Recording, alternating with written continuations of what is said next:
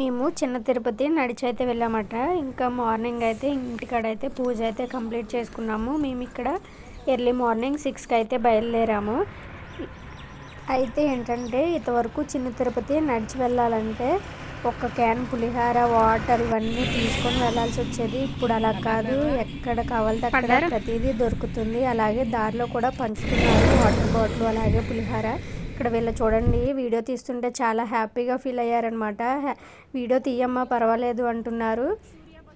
అలాగే ఇక్కడ తేగలు అలాగే సీతాఫలం ఫేమస్, చాలా చాలా బాగుంటాయి.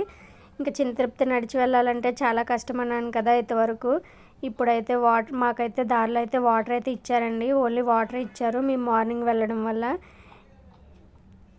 అదే సాయంత్రం మాటలైతే పులిహార అలాగే బటర్ మిల్క్ ఇస్తారు. దారి పొడుగున ఏదో ఒకటి ఇస్తూనే ఉంటారనమాట. మనకి నీరసం అనేది రాదు. ఓకేనా ఫ్రెండ్స్, ఈ వీడియో